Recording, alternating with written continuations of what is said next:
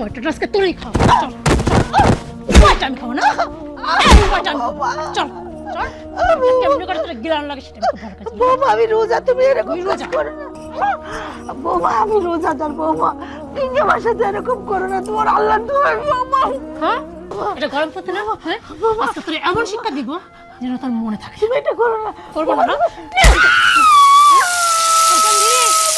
আর গান দিয়ে বল।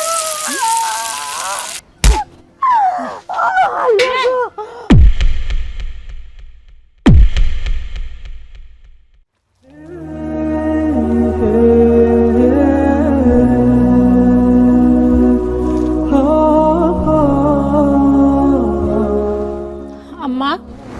হ্যাঁ বৌমা। ও গাছ পানি দিচ্ছেন না? হ্যাঁ। বলি কি গাছে তো পানি দিচ্ছেন, ভালো কথা।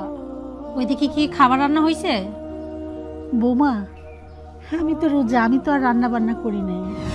মানেটা কি? আপনার রোজা ঠিক আছে, আমি তো রোজা নেই, সেটা অন্তত আপনি খুব ভালো করে জানেন। তাহলে কি আমি সারাদিন না খেয়ে থাকবো? বৌমা আমি ভাবছি তুমি বাহিরে গেছো, ওখান থেকে খাওয়া দাওয়া করে আসবে। কি? আমি বাইরে গেছি ওখান থেকে খেয়ে দিয়ে আসবো, এটা আপনি ভাবছেন না? আচ্ছা আপনি কিভাবে এই জিনিসটা ভাবলেন বলেন তো? আপনার মাথার মধ্যে কি কোনো বুদ্ধি নেই? হ্যাঁ রোজার মাস, রোজার মাসে প্রত্যেকটা দোকানের সামনে পর্দা টাঙানো থাকে। কেউ বেরোজগার থাকলেও সে খাইলে পরে পর্দা আড়ালে খায়, যেন কেউ না দেখে। আর আমি হচ্ছে এই বাড়ির বউ, আমি যদি চাই বাইরে খাই, মানুষ যদি দেখে কি করবে? হ্যাঁ ছিচি করবে না? ও আচ্ছা আচ্ছা, তার মানে আপনি কি চাচ্ছেন আমি বাইরে যাই খাই, এলাকার মানুষ সবাই জানাজানি হয়ে যাক যে আমি রোজা থাকে না, আমি বাড়িতে বসে বসে খাই, তাই তো? না বৌমা আমি আসলে ওরকমটা ভাবি নাই। আমি তো তোমাকে সকালে পরোটা করে দিচ্ছি, ওটা খেয়ে গেলে আবার ভাবলাম যে বাইরে গেছো, অবশ্যই দুপুরের খাওয়াটা খেয়ে আসবে। আর তাছাড়া আমি তো রোজা, রোজা থেকে কতবার রান্নাঘরে যাওয়া যায়, রান্না করা যায় বলো মা? হে কি বললি তুই? সকালে আমাকে নাস্তা বানাই দিছিস না, আমি তো পরোটা খেয়ে গেলাম। তুই কি ভাবছিস সকালে এক পিস পরোটা খেয়ে বাড়ি থেকে বের হয়ে গেছি? সারাদিন কি আমি ওই এক পিস পরোটা খেয়ে থাকবো? আর তাছাড়া একটা কথা কি বললি, রোজা থেকে তুই কয়বার রান্নাঘরে ঢুকবি? হে তোর যেহেতু রোজা থেকে রান্নাঘরে ঢোকা এত কষ্ট হয়, তোরা কে রোজা থাকতে বলছে? আমি কি তোরা বলছি যে তোর রোজা থাকতে হবে? বৌমা এটা তুমি কি বলছো? আমরা মুসলিম পরিবারের সন্তান, রমজান মাসে রোজা রাখবো এটাই স্বাভাবিক। তুমি রোজা নাই করো, কিন্তু আমরা তো সারা জীবন ধরে রোজা করে আসছি। বৌমা বলছি কি, সকালের পরোটা আরো কয়েকটা আছে, ওটা এনে দিই। ও আচ্ছা, সকালে তার মানে আমি যে পরোটা খাইছি সেখানে আরো কিছু পিস রয়েছে না, সেটা আমি খাবো না? আচ্ছা ঠিক আছে, তাহলে এক কাজ করি, আমি যাকে পরোটাগুলো নিয়ে আসি তারপর দেখতেছি। হ্যাঁ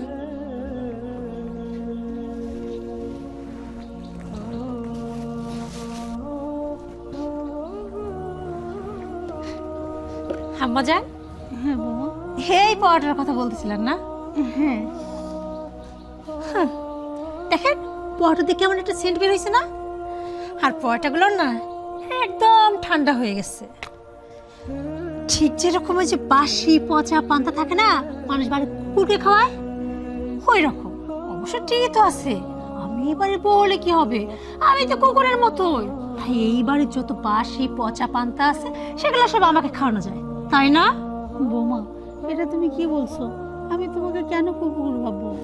এই কি বলছিস তুই বুঝিস নাই? এই তুই বুঝিস নাই, লেখাম করছিস না? এই এটা দেখ, এটা কি? হ্যাঁ তুই কি ভাবছিস বড় করে একটা উন্নাকে কাছে পড়লি, হিজাব পড়লি, আর তুই কাছে খুব পর্দা নিশ হয়ে গেল না? বাড়ির বড় ঠিকভাবে তুই খাইতে দিস না, তুই রোজাদার হয়ে গেছিস না? এই পয়টা কি করবো আমি? এই পয়টা কি করবো? বৌমা তুমি আপাতত এটা খাও, আমি তোমাকে রান্না করে দিচ্ছি। বৌমা আমি আপাতত এই পয়টা খাবো না, এই পয়টা খাবো। পয়টা তো কে কাছে ঠিকই খাওয়া হবে, তবে আমি পয়টাটা আজকে তোরই খাবো। চল পয়টা আমি খাবো না, এই পয়টা আমি খাবো। চল চল, কেমন করে তোর গিলান লাগে সেটা খুব ভালো কাজ। বৌমা আমি রোজা, তুমি এরকম কাজ রোজা করো না। এই হ্যাঁ হ্যাঁ হ্যাঁ হ্যাঁ বৌমা বৌমা আমি রোজাদার বৌমা, কিন্তু আমার সাথে এরকম করো না, তোমার আল্লাহ তোমার বৌমা।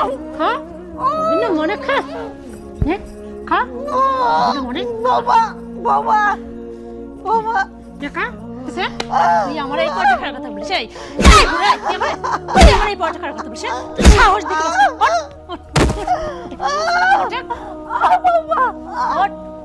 এই তুই আমার এই কাজটা কর কত বলছিস?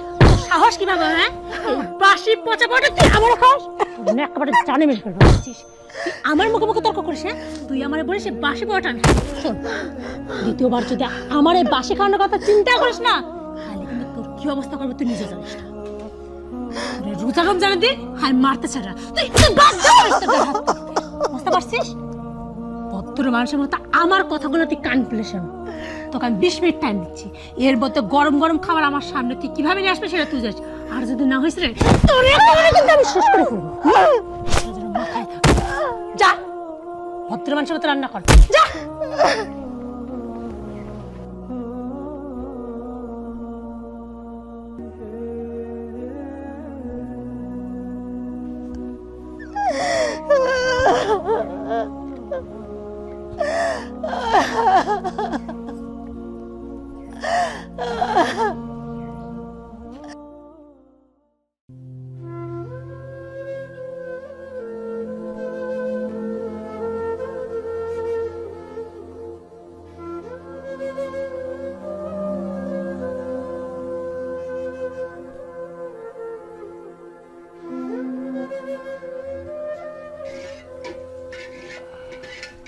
এই যে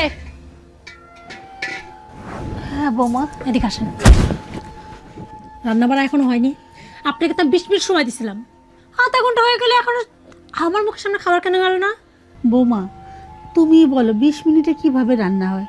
আর তাছাড়া তুমি তো এক পদ দিয়ে খাও না, এই জন্য রান্না করতে একটু দেরি হচ্ছে বৌমা। এ বুঝে তুই তো বড্ড মুখে মুখে না তর্ক করিস, বুঝতে পারছিস? আরে তোর আমি বলছি 20 মিনিটের মধ্যে তুই রান্না করবি, কিভাবে রান্না করবি সেটা তুই জানিস। হ্যাঁ, তোর আগে মনে ছিল না? তুই তো জানতিস যে আমি রোজ রোজ খাই, তখন তোর মন কইছিল তুই যাই কি ফুল গাছে পানি ঢালতেছিস, সংসারে এ কাজ করতেছিস সে কাজ করতেছিস, আমার খাওয়ার কথা তোর মনে থাকে না? বৌমা ওইটাও সংসারের একটা কাজ। আর তাছাড়া তুমি তো রোজাও করো না, নামাজও পড়ো না, তুমি তো একটু রান্না করলে পারো। কি করব? আমি আমার ইহাতে রান্না করব? বাহ বাবা, আমার তো খেয়ে দেওয়ার কোনো কাজ নাই, আমি তো এবার এই কাজের লোক, সংসারের সব কাজ তো আমি করব। এই এদিকে এদিকে, এই সংসারের সব কাজ যদি আমাকে করতে হয় তাহলে তুই কিসের জন্য এই সংসারে? হ্যাঁ, আমি এবারে কাজের লোক না তুই। বৌমা তুমি ওই বাড়ির কাজের লোক না, আমি ওই বাড়ির কাজের লোক না। আর একটা কথা তোমাকে বলি, আমার ছেলে প্রবাসে থাকে, কত টাকা ইনকাম করে, কত টাকা বাড়িতে পাঠায়।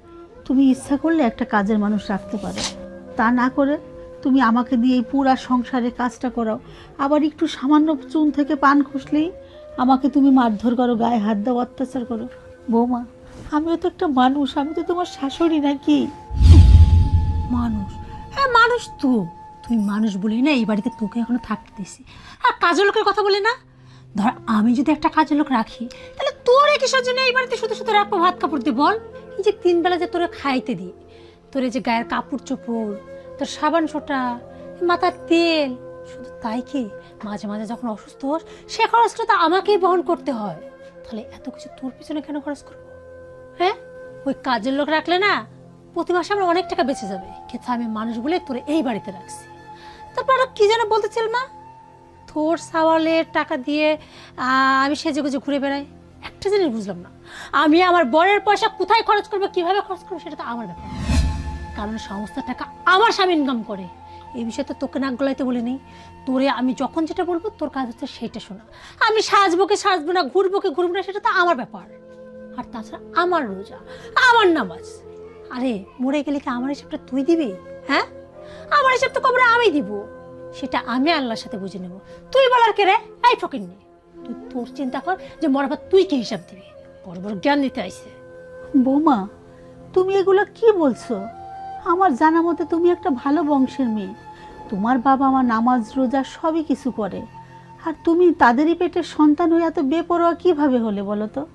তুমি নামাজ পড়ো না, রোজা করো না, আবার তুমি বলছো যে তোমার কবরের হিসাব তুমি দিবে, আমার কবরের হিসাব আমি দেবো। হ্যাঁ এটা সত্য যে কারোর কবরে কেউ যাবে না, কিন্তু মাগো একটা কথা বলি, আমরা মুসলিম পরিবারের সন্তান, আমাদের কর্তব্য দায়িত্ব সব কিছুই পালন করতে হবে, আর আল্লাহর কাছে পই পই করে হিসাব দিতে হবে এই নামাজ রোজার। আর তুমি যদি সেটা না করো, এই রোজা রমজানের দিন ঠোঁট ভরে লিপস্টিক দিয়ে চুল ছেড়ে কোথায় না কোথায় ঘুরে বেড়াচ্ছ, এটা তো ঠিক না। আমার পাপ করো, কিন্তু পাপের হিসাবও দিতে হবে। মনে রাখবে সব কিছুর পরে কিন্তু আল্লাহর ডাকে সাড়া দিয়ে তার কাছে যেতে হবে। বাহ বাবা, এই বুড়ি এই তুই যেভাবে জ্ঞান দিচ্ছিস না, মনে হচ্ছে তুই মস্ত বড় আলেম হয়ে গেছিস। তুই এখানে কে? এক কাজ কর, বাইরে যা, ওই মসজিদ মাদ্রাসা বিভিন্ন জালসাতে ভাষণ দে, মানুষ তো ভাষণগুলো শুনবে। আর কি যেন বলতেছিলে, আমি একটু লিপস্টিক ঘষি, আমি চুলকে একটা সাইডে বাইরে বেপরতে ভাবে ঘুরি, তাতে তোর সমস্যা হয়। এই তাতে তোর সমস্যা? হ্যাঁ এই আমার দিকে দেখা, আমার ছোট লিপস্টিক লিয়ে দেখলে তোর গাড়ি ভিতর জ্বলে। হ্যাঁ তোরা কি ছোট লিপস্টিক লিখতে ইচ্ছা করে? ছোট লিপস্টিক লিখতে ইচ্ছা না? কি সমস্যা?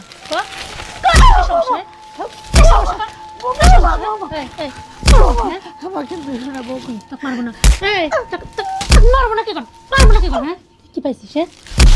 তুই আমার সাজগোজ না আমার বেপরদানি কথা বলছিস? তুই হচ্ছে আমার শাশুড়ি, এই বাড়িতে খাবি দাবি, আমি যা হুকুম করবো তাই শুনবি। তোর তো গান চালাবি। হ্যাঁ তুই আমার বাপ পাতলের কথা বলছিস? তাহলে তো সাহস করতে পারছি বল? তোর সাহস না, তোর বড় বড় কাছে সাহস হচ্ছে না, তোর সাহস আজকে আমি বসাই দিই। এটা গরম করতে না? হ্যাঁ আজকে তোর এমন শিক্ষা দিব যেন তোর মনে থাকে। তুমি এটা করো না। করবো না? আর গান দিয়ে বল।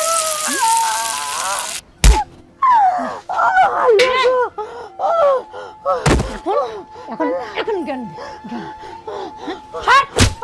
খাবারটা ভালো মানুষের মতো নিয়ে আয়। আল্লাহ আমার হাতটা পড়ে গেছে। আল্লাহ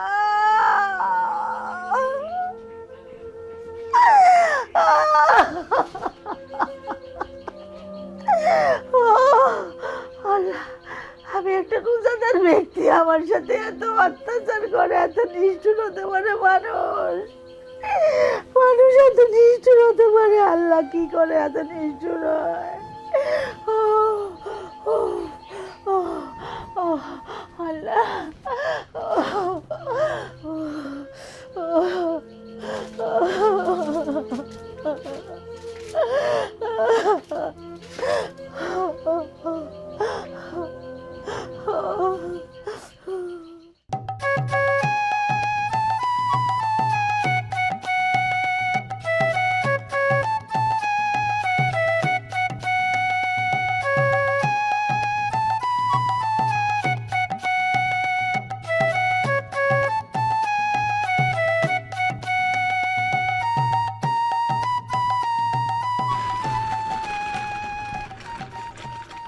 মা, মা, এই সূচনা, সূচনা। কে? আরে সোহেল, তুমি কেমন আছো? আমি ভালো আছি, তুমি কেমন আছো? এই তো ভালো। হঠাৎ করে তুমি দেশে? সারপ্রাইজ দিলাম। সত্যি আমি তো বড্ড খুশি হয়ে গেলাম, ভাবতে পারিনি যে তুমি রোজার মধ্যে চলে আসবা।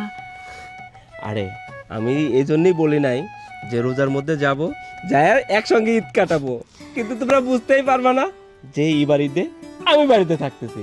যাক, খুব ভালো হয়েছে, এতদিন পর আমরা একসঙ্গে ঈদ করবো, এটা তো অনেক খুশির একটা খবর। তো যাই হোক, রাস্তায় আসতে তোমার কোনো অসুবিধা হয়নি তো? আরে না, কোনো কষ্ট হয়নি, কিন্তু বাংলাদেশের অবস্থা তো খুব ভয়াবহ জানো। বিমানবন্দর থেকে নামছি কখন, কিন্তু এইটুকু আসতে অনেক সময় লাগছে। সব জায়গায় শুধু জ্যাম জ্যাম আর জ্যাম। তা হোক, ভালোই ভালো তুমি যে বাড়িতে চলে আসছো এটাই তো অনেক। তবে জানো তো সোহেল, আমার না একটা ইচ্ছা ছিল, তুমি এই সারপ্রাইজ দিতে যে আমার ইচ্ছাটা অপূর্ণ করে দিল। আমার কত শখ ছিল তুমি যখন প্রবাস থেকে আসবা আমি নিজে যাবো এয়ারপোর্টে তোমাকে রিসিভ করতে। সেখানে একটা ফুলের তোড়া নিয়ে যায়, তোমাকে আগে রিসিভ করব, তারপর সেখান থেকে তোমার সঙ্গে গাড়িতে সারা রাস্তা গল্প করতে করতে বাড়ি আসবো। কিন্তু সেসব তো কোনো ইচ্ছাই পূরণ হলো না। দেখো সূচনা, আমি যদি বলতাম যে আমি দেশে আসতেছি, তাহলে তোমরা কি করতা? একটা গাড়ি রিজার্ভ করে এয়ারপোর্টে চলে যেতা, যা আমার জন্য অপেক্ষা করতাম। জানো, আমার এক ফ্রেন্ড বাড়িতে আসার সময় বলছিল যে আমি 16 তারিখে বাড়িতে আসবো। বাড়ির সবাই মিলে একটা মাইক্রো ভাড়া করে তাকে রিসিভ করতে যাইতে লাগছিল, কিন্তু যাওয়ার পথে রাস্তায় অ্যাক্সিডেন্ট করে তার পুরো পরিবারের সবাই মারা যায়। আমি চাইনি যে আমার পরিবারও আমাকে আনতে যাক, আর তাদের একটা দুর্ঘটনা ঘটে তাদেরও জীবন অকালে ঝরে পড়ুক। আমি আমার পরিবারের ক্ষতি চাই না, এই জন্য তোমাদের কাউকে বলিনি, শুধু সারপ্রাইজ দেওয়ার জন্য কাউকে না বলেই দেশে চলে আসছি। আরে ধুর, তুমি যে বোকার মতো কথা বলো না। হায়াত মৌত হচ্ছে আল্লাহর হাতে। এই যে যেমন দেখো, এখানে দাঁড়াই আছে, এখন যদি আমাদের মৃত্যু থাকে না, আমরা এখানে দাঁড়াই মারা যেতে পারি। এইসব কথা বাদ দাও, তুমি আমার ইচ্ছাটা অপূর্ণ রাখছো, সেটা কিন্তু বড় কথা। তবে হ্যাঁ, এরপরে পরে কিন্তু আমার ইচ্ছাটা পূরণ করতেই হবে। আচ্ছা, পূরণ করব। তোমার গাড়িতে উঠে ঘোরা শখ তো, আমি তোমাকে নিয়ে সারা শহর ঘুরে বেড়াবো। আচ্ছা, মা কোথায়? আরে আম্মা তো আসলে রুমে শুয়ে আছে, আমার শরীরটা একটু খারাপ। কেন, আমার কি হয়েছে? আর বইলো না, তুমি জানো তো এমনি তো মুরগি মানুষ, তার উপর শরীরের যে অবস্থা, আর তুমি তো জানো প্রেশারের সমস্যা। আম্মাকে এত বলে, আম্মা এই শরীরে রোজা রাখার দরকার নেই, কে শোনে কার কথা? সে বলে, বৌমা আমার বয়স হয়েছে, আজ আছে কাল নেই। সেই কথা বলে রোজা রাখছিল, এই হঠাৎ করে মাথা ঘুরে পড়ে গেছিল। ওর যে কি অবস্থা না, অবশ্য আমি কিন্তু ডাক্তার দেখাইছি, ওষুধ পানির ব্যবস্থা সব করছি। আমি এখন বলছি, আম্মা কোনো কথা বলা যাবে না, আপনার রেস্ট নেবেন। বকাঝোকা করছি তাই আর কি, শুয়ে আছে। কি বলো, আমার আম্মা অসুস্থ? কই, তোমার সঙ্গে তো রাত্রেও কথা হলো, তুমি তো আমাকে বললা না যে মা অসুস্থ, মা মাথা ঘুরে পড়ে গেছে, আর তুমি তাকে ডাক্তারের কাছে নিয়ে গেছো। আমি তোমাকে বলতে চাইছিলাম, আম্মাই আসলে নিষেধ করলো। আম্মা বললো, বৌমা শরীরকে এগুলো বলার দরকার নেই, এগুলো বললে আমার ছেলেটা চিন্তা করবে। আমি দেখলাম সত্যিই তো, তুমি প্রবাসে রয়েছে, চিন্তা করবো। আমি যদি জানতাম তুমি চলে আসবে তাহলে তো বলতামই। আচ্ছা যাই হোক, এখানে দাঁড়িয়ে দাঁড়িয়ে কি সব কথা শেষ করবো, নাকি ভিতরে যাও কিছু কথা বলবো? না না, আগে ভিতরে যাওয়ার আম্মাকে দেখতে হবে, চলো। চলো।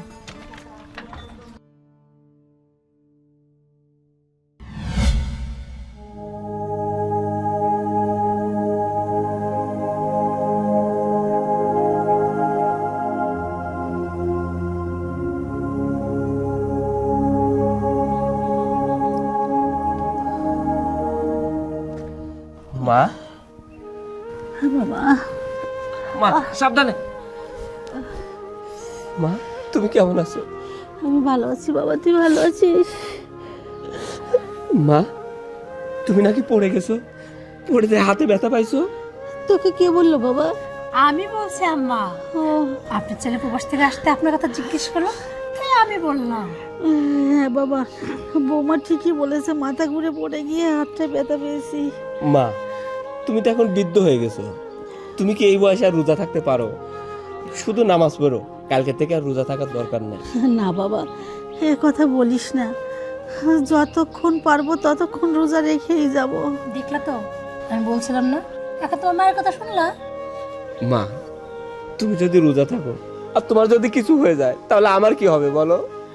বাবা, আমি যদি রোজা রেখে মারা যাই, আল্লাহর কাছে লাখ কোটি শুকরিয়া যে আমি রমজান মাসে মৃত্যুবরণ করছি।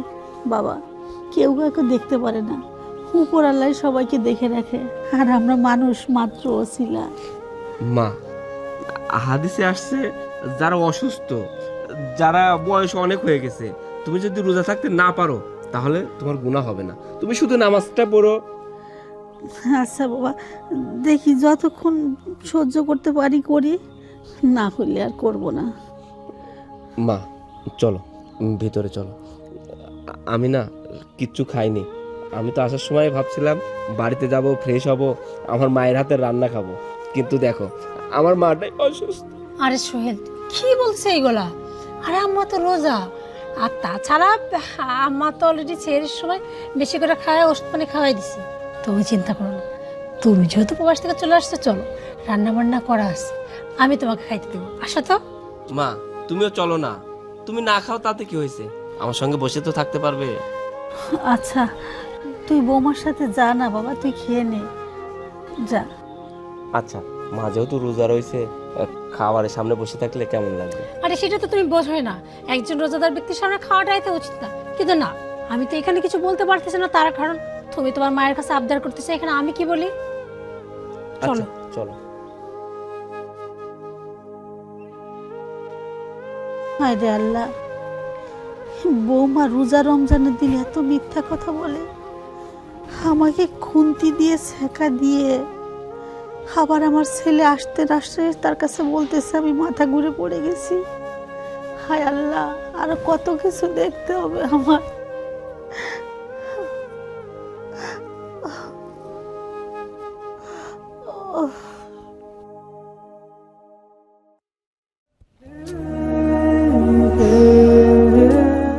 পাটা যে কি চাবানো চাবাচ্ছে। আম্মা, আম্মা, হ্যাঁ বৌমা, ওখানে বসেন। শুনেন, আমার পাটা না খুব ব্যথা করতেছে, একটু টিপে দেন তো। বোমা, তুমি এটা কি বলছো? আমি তোমার পা টিপে দিব? হ্যাঁ দিবেন, আমি তো আপনি কি বলতেছি, আশেপাশে কি কেউ আছে? আর তাছাড়া আমি অসুস্থ হলে আপনি একটু দেখবেন না? ও এই কথা। আচ্ছা ঠিক আছে। এই এত কথা না বলে পাটা একটু টিপে দেন তো। বোমা, তোমার পা টিপে দিব, তাতে আমার কোনো সমস্যা নাই। তুমি তোমার মেয়ের মতো। একটা কথা বলি। আরে একটা কেন, 10টা বলেন, সমস্যা নেই।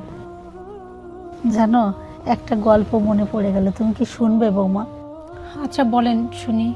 বৌমা, গল্পটা হলো কি জানো, এক শাশুড়ি তার ছেলের বউকে বলছিল, মা আমি তো কদিন গোসল করি না, আমার একটু গা পিঠ কষলে আমাকে একটু গোসল করাই দাও। তারপরে বৌমা কথা মতো গোসল করাতে নিয়ে গেল। এখন বৌমা এত চেষ্টা করছে হাত দিয়ে পিঠ কষলাবে, কিন্তু তার হাত না পা উঠছে। তখন শাশুড়িকে সে বলছে যে, আম্মা আমি তো হাত দিয়ে কষলাতে চাচ্ছি, কিন্তু আমার হাত উঠছে না, আমার পা উঠছে। তখন শাশুড়ি অনুতপ্ত হয়, মনে মনে ভাবে যে আমিও আমার শাশুড়িকে একদিন আমি পা দিয়ে পিঠ কষলাই দিছিলাম, আল্লাহ সেই বিচার আজকে আমাকে দিল। বৌমা, গল্পটা কেমন বলো তো? গল্পটা তো সুন্দরই, তবে মনে হলো এটা একটা গল্প হলো না, কেমন যেন আমাকে ঠেট দেওয়া হলো, তাই না আম্মা জান? বুড়ি তুই কি আমার গল্প বললো না আমার এইটা বোঝানোর চেষ্টা করলো যে আমি যে তোরে দিয়ে পার্টি পাচ্ছি, একদিন আমার বাবা এসে আমাকে পার্টি পাবে, তাই তো? বুড়ি তুই আমার অভিশাপ দিচ্ছিস না? অভিশাপ দিচ্ছিস? বৌমা, আমি তোমাকে অভিশাপ দিচ্ছি না, ব্যাস অনেক হয়েছে, আর না। কথায় কথায় তুমি আমাকে নির্যাতন অত্যাচার করো, গায়ে হাত তোলো। আরে আমি তো তোমার শাশুড়ি, তুমি কেন এরকম করো আমার সাথে? অনেক সহ্য করছি, আর না। আমার এই প্রাণটা জ্বলে যাচ্ছে তোমার অত্যাচারে। এবার আমি সব কিছু আমার শরীরকে বলে দেব। কি করবি তুই? তুই কি করবি? তোর ছেলেকে বলে দিবি না? তোর কি মনে হয়, হ্যাঁ তোর ছেলেকে দেখে আমি ভয় পাই? আরে যা যা তোর ছেলেকে বল, যদিও এই মুহূর্তে তোর ছেলে বাড়িতে নেই, কিছুক্ষণের মধ্যেই তো আবার বাড়ি ফিরবে। যা তুই তোর ছেলেকে যা খুশি বল, তাতে আমার কিচ্ছু যাস না। যা চোখের সামনে থেকে দূরা। তাই বলবো, সব কিছু শরীরকে বলে দেব। আমাকে কেনা ভয় দেখায়? এ বাবা, আমি কি বললাম? এই বইটা যদি সত্যি রাগের মাথায় শোলকে সব বলে দেয়, তাহলে সোহেল তো আমাকে আস্ত রাখবে না। তা তখন আমি সোহেলকে কি তো দেবো? মাঝে মাঝে কি যে করি না, আমি মাঝে মাঝে সত্যিই ভুলে যাই। সোহেল তো এখন বাড়িতে, এখন এই বইটার সাথে খারাপ আচরণ করা যাবে না, তাহলে তো আমার কপালে বিপদ হতে পারে।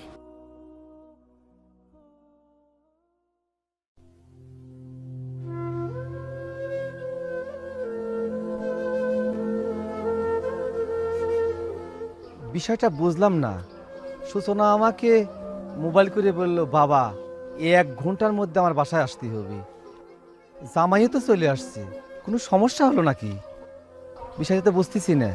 ঠিক আছে, আগে যাই, তারপরেই সব কিছু শোনা যাবে। সূচনা, সূচনা, কিরে মা? বাবা আসো আসো, ভেতরে আসো। কেমন আছো তুমি? হ্যাঁ, আল্লাহ খুব ভালো আছে। তুই কেমন আছিস? আর বইলো না বাবা, আমার কথা ছাড়ো না, আমি না খুব চিন্তায় আছি। আরে তুই আমাকে এই যে রিং করে ডাকলি যে আব্বু তাড়াতাড়ি চলে আসো, সমস্যাটা কি? কি হয়েছে তোর? তুমি তো জানো আব্বা, আমি ওই বুড়িটারে খুব অত্যাচার করে নির্যাতন করি। আর তাছাড়া তোমার জামাই তো দেশে আসছে, সেটাও তুমি জানো। কিন্তু ওই যে এত ভাবছিলাম যে এই তোমার জামাই থাকা অবস্থাতে ওই বুড়িটার নির্যাতনও করবো না, অত্যাচারও করবো না, কিন্তু ওই যে মাঝে মাঝে আমার মাথাটা কাজ করে না। আরে আজকে না পা চাপাচ্ছিল, পরে আমার শাশুড়িকে তো একটু পার্টি পাই নিছি, এর মাঝখানে বুড়িটা এমন একটা গল্প করছে, গল্পটা শুনে না আমার মাথা ঠিক রাখতে পারিনি। মানে গল্পের মিনিং ছিল এরকম যে আমি যা করতেছি আমার বৌমা আমার সাথে তাই করবে। আচ্ছা তুমিই বলো, তখন কি নিজেকে কন্ট্রোল করা যায়? তাই আর কি বুড়িটার গায়ে একটু হাত তুলছি। আর তাছাড়া তুমি তো জানোই মাঝে মাঝে ঠিক টাইম মতো খাবার না দিলে ওকে অত্যাচার করি। একদিন তো কুন্তি দিয়ে ওর হাত পুরাই দিছিলাম, তোমার জামাই এসে দেখে ফেলে জিজ্ঞেস করলো, তখন ওই বইটা একদিন মিথ্যা কথা বলেছিলাম যে তোমার মা পড়ে গেছে তাই আঘাত পাইছে, সবই ঠিক ছিল। কিন্তু আজকে না ওই বুড়িটা আমাকে বলছে যে সবকিছু নাকি ওর ছেলেকে বলে দিবে, ও অনেক অত্যাচার নির্যাতন সহ্য করছে, আর নাকি করবে না। আমি ওর আগের মাথায় বলেছি যান আপনি আপনার ছেলেকে বলেন আপনার ছেলে আমাকে কি করবে। কিন্তু আব্বা এখন তো আমার ভয় হচ্ছে, সোহেল যদি সত্যি সত্যি এগুলো জানে যে আমি ওর মায়ের উপর এত নির্যাতন করি, তাহলে আমাকে তো আস্ত রাখবে না। ও আব্বা আমি এখন কি করবো? হ্যাঁ, ফোনে তো আসলে এত কথা বলা যায় না, এর জন্য তোমাকে ফোন দিয়ে আসতে বলো। এখন তুমি একটা বুদ্ধি দাও, আমি এখন কি করব? তার মানে তুই ভয় পাচ্ছিস যে তোর শাশুড়ির সঙ্গে যে বেয়াদবি করছিস, তোর শাশুড়ি তার ছেলের কাছে সব বলে দিবে, তোর সমস্যা হবে, এটা নিয়ে তুই ভয় পাচ্ছিস তো? শোন, বুদ্ধি একটা আছে, সে বুদ্ধিটা হলো কি, ধরবি মাছ না ছবি পানি। এমন বুদ্ধি তোকে আমি দেব, বুদ্ধি অনুযায়ী কাজ করলে পারে সব একেবারে সমাধান হয়ে যাবে। আব্বা, এটা তুমি কি বলতেছে? হ্যাঁ, এমন কি বুদ্ধি আছে, ধরবো মাছ না ছবো পানি? এটা আবার হয় নাকি? হ্যাঁ হয়, তাহলে শোন।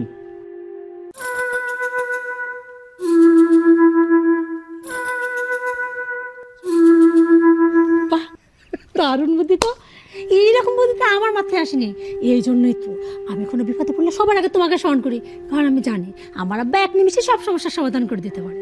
আর আমিও জানি যে আমার মেয়ে কেন আমাকে ডাকতেছে, অবশ্যই বুদ্ধি দিতে হবে। হ্যাঁ তাই, চলো ভিতরে চলো, আর তোমার বুদ্ধি মতোই আজকে সমস্ত কাজ করবো। চল, আমি সাথে থেকেই কাজ করব। চলো।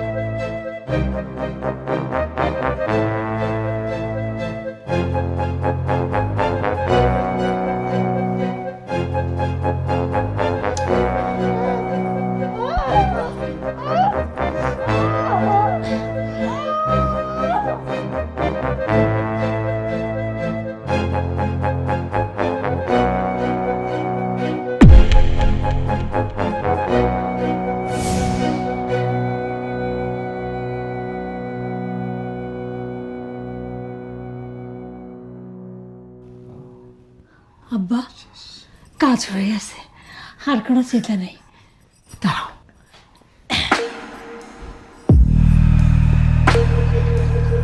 শোনো, যেভাবে পড়ে আছে দেখে মনে হচ্ছে ঘুমের মাঝখানে মাস স্টক করে না, স্টক করছে। এক কাজ করি, বইটাকে এখানে রেখে আমরা চলে যাই। সকালে যখন শরীর ডাকতে আসবে তখন দেখবো ওর মার ঘুম থেকে উঠতেছে না, ভাববো ওর মা মারা গেছে ঘুমের মাঝে। তোর মেয়ে, তোর মাথায় কোনো বুদ্ধি আছে? শোন, আমি যেটা বলি সেটা কাজ কর। কি? তুই সোহেলকে রিং দিয়ে বল যে তোমার মা অসুস্থ হয়েছিল, মুখে পানি দিয়ে দিতে ওইখানেই মারা গেছে। আরে বাস, এটা তো একদম ভালো কথা বলছো, ফোনটা দাও। আর কান্নাকাটি করবি। আচ্ছা ঠিক আছে, দেখো না তোমার মেয়ে কখনো কম পারে নাকি।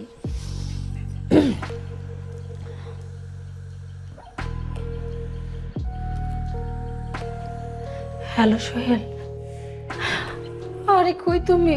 তাড়াতাড়ি বাড়িতে চলে আসো। আমার নাই।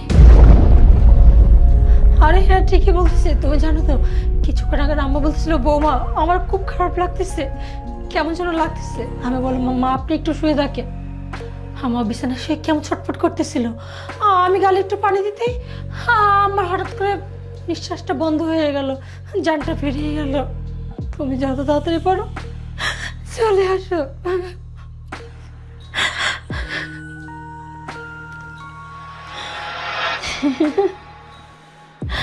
আব্বা, প্ল্যান সাকসেস। তোমার যা মনে না ফোনে কান্নাকাটি করতেছে, এক কাজ করি ও আসার আগে বউটাকে এখান থেকে যত তাড়াতাড়ি সম্ভব বাইরে নিয়ে যায় শোয়ার আগে। চলো।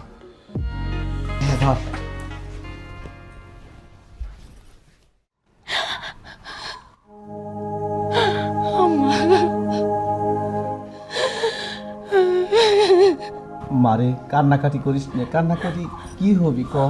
আব্বা, বাড়িটা কিরকম ফাঁকা ফাঁকা হয়ে গেল আব্বা, আমি এই বাড়িতে কিভাবে একা একা থাকবো আব্বা গো। মা, ও মা, মা, ও মা, আমার সঙ্গে কথা বলবা না মা? মা, সূচনা কেমনে করে কি হয়ে গেল? মার কথা বলবে না সে, মার কখনো কথা বলবে না। জানো তো সকালেও না মা সুস্থ মানুষ ছিল, তারপর হঠাৎ করে বলছে বাবা আমার কেমন অস্থির লাগতেছে, খারাপ লাগতেছে। আমি বারবার বললাম আমার রোজাটা ভেঙে ফেলেন, রোজাটা ভেঙে ফেলেন, আমার কোনো কথাই শুনলো না।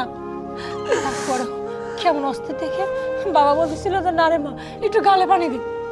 ভাবলাম একটু পানি খেলে হয়তো শরীরটা ভালো লাগবে। পানি দিলাম, পানিটুকু খাইলো, তারপর পরে আম্মা একদম চুপ মিলে গেল। কত ডাকলাম আম্মাকে, আম্মা আর তখন থেকে কোনো কথা বলতেছে না। মা তুমি যে এত অসুস্থ আমাকে একবারও বলো নাই কেন মা?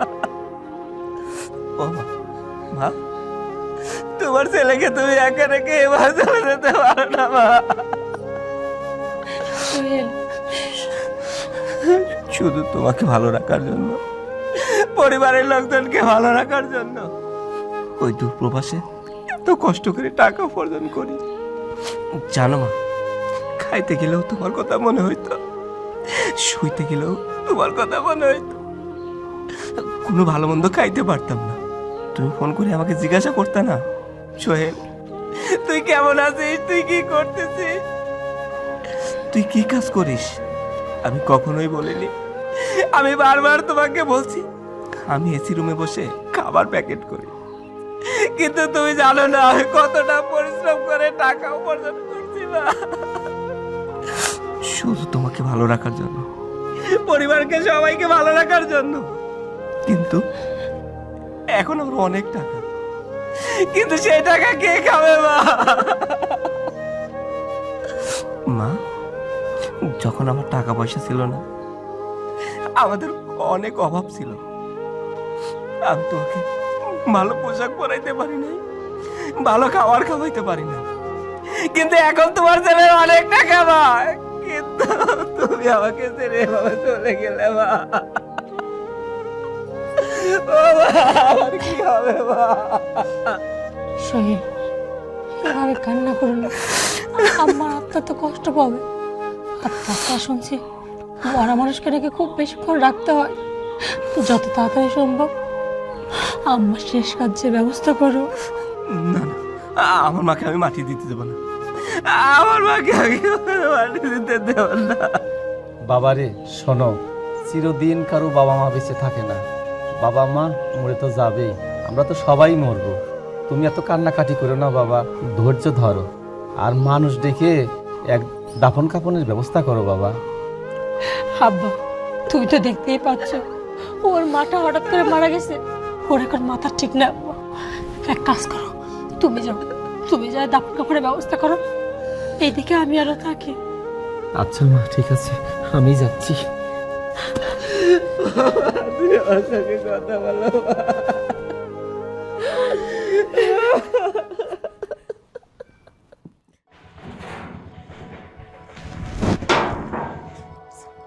কি ব্যাপার, সারা বাড়ি তন্ন তন্ন করে খুঁজতেছি, সূচনাকেও পাচ্ছি না, আবার আমার শ্বশুর আব্বাকেও পাচ্ছি না, এটা কোথায় গেল? বাড়িতেও নাই, সব রুমেই খুঁজলাম, রান্নাঘরে পর্যন্তও খুঁজলাম, আর বাইরে কোথাও গেলে তো অবশ্যই আমাকে বলে যাবে, আমাকে তো বলেও যায়নি, তাহলে কোথায় গেল?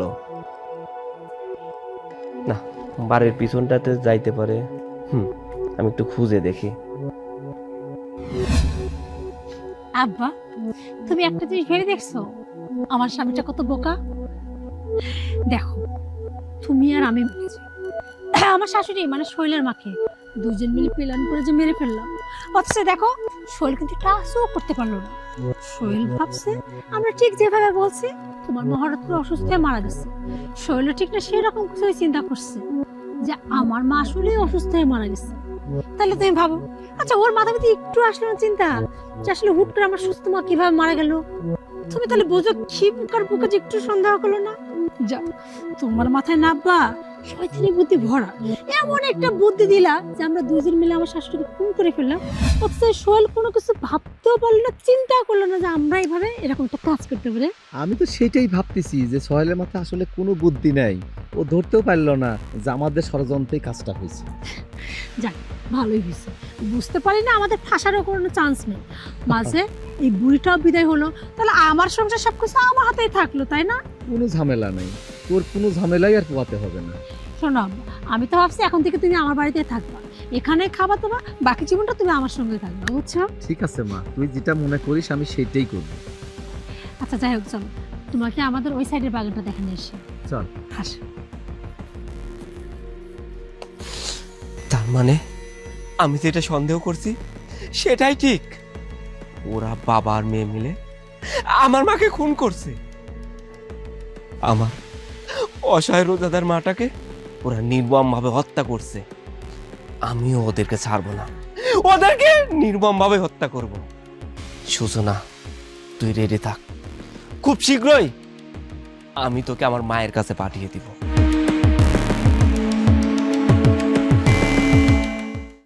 কি ঘুরতে অনেক ভালো লাগতেছে না? হ্যাঁ লাগছে তো, কিন্তু বুঝলাম না আজকে তো কোনো আকর্ষণ নেই, তাহলে তুমি আমারে ঘুরতে কেন নিয়ে আসলা? আরে তোমার সঙ্গে কি আমি এমনি ঘুরতে পারি না? কেন পারো না? অবশ্যই পারো। আচ্ছা এই জায়গা কেন আমরা ঘুরতে আসছি? এটা তো কোনো পার্কও না। আমি বলি কি, তুমি কি আমার সারপ্রাইজ দিবা? হ্যাঁ, তোমার জন্য অনেক বড় একটা সারপ্রাইজ আছে। আমার জন্য? হ্যাঁ, দেখো আমি তো প্রবাসী ছিলাম, আমি তো তোমাকে নিয়ে ঘুরতে পারিনি, বেড়াইতে পারিনি। আর এখন তো মনে করো যে বাড়িতেও কেউ নেই, আমি আর তুমি ঘুরবো, বেড়াবো, মাস্তি করব। আর তোমার জন্য বড় একটা সারপ্রাইজও আছে। সত্যি? সত্যি। আচ্ছা বলো না, তুমি আমাকে সারপ্রাইজটা কখন দিবা? তোমাকে তো সারপ্রাইজ দিবই, কিন্তু সারপ্রাইজ নেওয়ার আগে কিন্তু তোমাকে চোখ বন্ধ করতে হবে। সত্যি সারপ্রাইজ দিবা? সত্যি। আচ্ছা ঠিক আছে, চোখ বন্ধ করতে হবে তো, আমি চোখ বন্ধ করছি। ওদিকে হও। আচ্ছা ঠিক আছে। চোখ খুলবে না কিন্তু। আচ্ছা ঠিক আছে, চোখ খুলবো না। নিশ্চয় তুমি আমার জন্য অনেক সুন্দর একটা সারপ্রাইজ দিবা। অনেক সুন্দর একটা সারপ্রাইজ। দেখছিস কত বড় সারপ্রাইজ? তুই আমার মাকে মেরে ফেলছিস, আমার অসহায় সন্তান মাকে।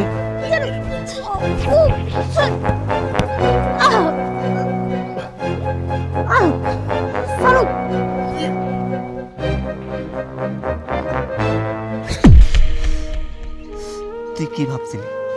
তুই আমার অসহায় মাটাকে মেরে ফেলছিস, আর আমি সেটা জানতেও পারবো না, আর তোর মতো খুনির সঙ্গে আমি সংসার করব না। মা, বাবা, তুমি দেখতে পাচ্ছ তোমার বৌমাকে তোমার কাছে পাঠিয়ে দিছি। মা, তোমার কাছে পাঠিয়ে। তুই তুই আমার সঙ্গে অনেক নাটক করছিস, অনেক মিথ্যা কথা বলছিস, তোকে আমি বিশ্বাস করছি। তুই যা বলছিস আমি তাই করছি। তুই বলছিস আমার মাকে এত সীমাযুক্ত করিস, আমার মাকে পাও টিপে দিয়েছিস, কিন্তু তুই আমার মাকে দিয়ে পাও টিপাই নিছিস, নির্যাতন করছিস, অত্যাচার করছিস।